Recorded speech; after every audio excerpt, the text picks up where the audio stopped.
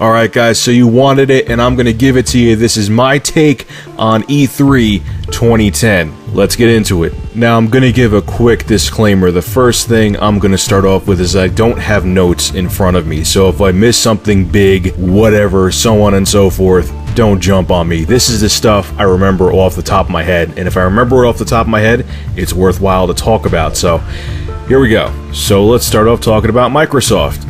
And wow, they sucked bad. I mean, they had absolutely nothing new software-wise. I mean, yes, they had Gears of War 3, Halo Reach, all the stuff we already knew about, but nothing there was new. I mean, they showed Call of Duty Black Ops, but that's a multi-plat game. Who the hell cares? And the whole thing about them getting all the Call of Duty DLC first for the next 3 years is like, that's great to investors, but what do I care? I mean, I know what they really tried to do. They probably tried to make the Call of Duty series exclusive to Microsoft, but, you know, Activision's like, hell no. Sony has way too big of an install base for that to happen. And that was really it game-wise, as far as I remember. There was nothing new they brought to the table, which technically is fine. I mean, Microsoft's Xbox 360 is selling fine, their software does great, but you're looking for that wow factor during E3 press conferences, and for the games, it wasn't there. And now for Kinect.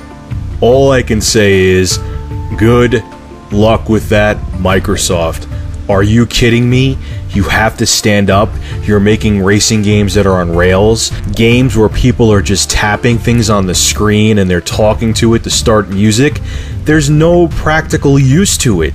And the fact that you can't really control the games minus pretending holding a steering wheel or slapping something on the screen just makes it like a dumbed down product. It's like a three-dimensional iToy. There's nothing revolutionary about it. The only game that I saw that caught my eye is the Star Wars one for Kinect, but beyond that, there was nothing in Microsoft's camp that wowed me with that product. I really do think it's going to be a failure.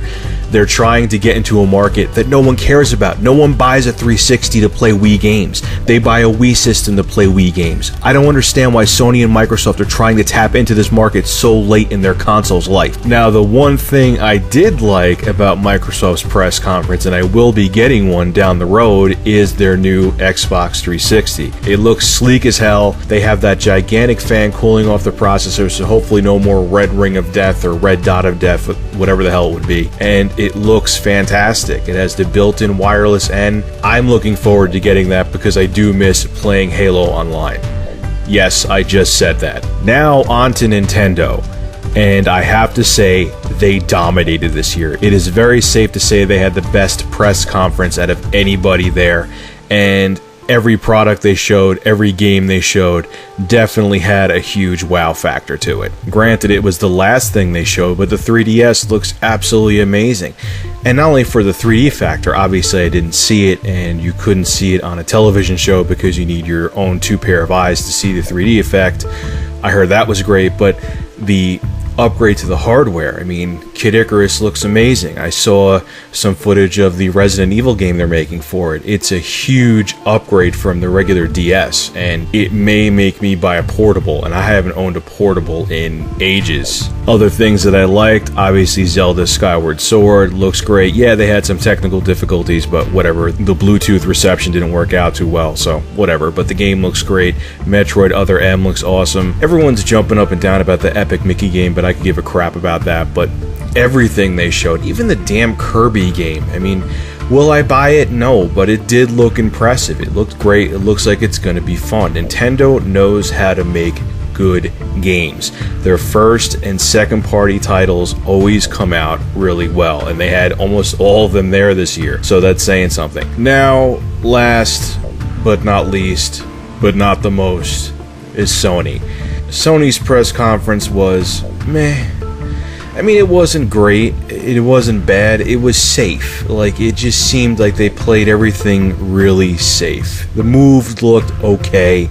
I mean, it's Sony's version of the Wiimote. It looks fine. The games ran okay. It looked like there was a little bit of latency when they were playing Tiger Woods Golf, but whatever, it's gonna be adequate. It's gonna be just like a PS3 version of the Wiimote.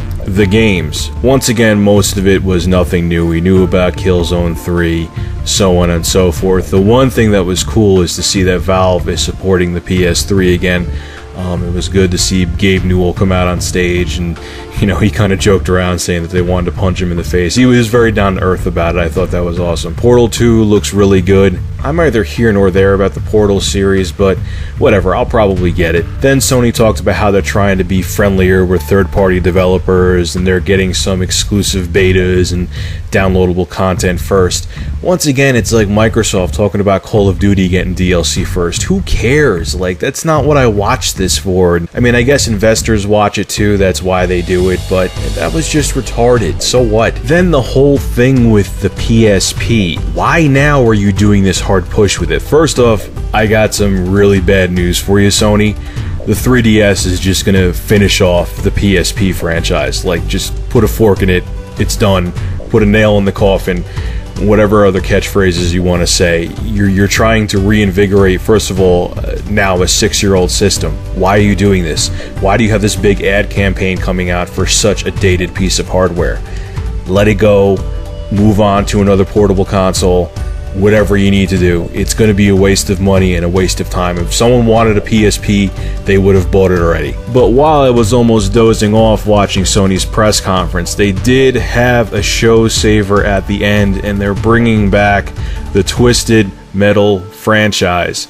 Now, admittedly, I wasn't a huge Twisted Metal fan, but the gameplay footage they did show from this game for the PlayStation 3 looks like it's going to be crazy. That looks like it's going to be awesome. That, to me, personally, was the highlight of Sony's press conference. And that's it, ladies and gentlemen. That's my summary on E3 2010. Like I said, if I missed something, I do apologize, but that's the stuff that caught my eye. Generally, I was pretty disappointed. Like I said, Nintendo did pull through, but I do think they have to have more showstoppers next year for people to be more interested in E3 in general. Well, this is Rich at Review Tech USA. For more gaming and technology reviews, go to ReviewTechUSA.com. Thanks for watching.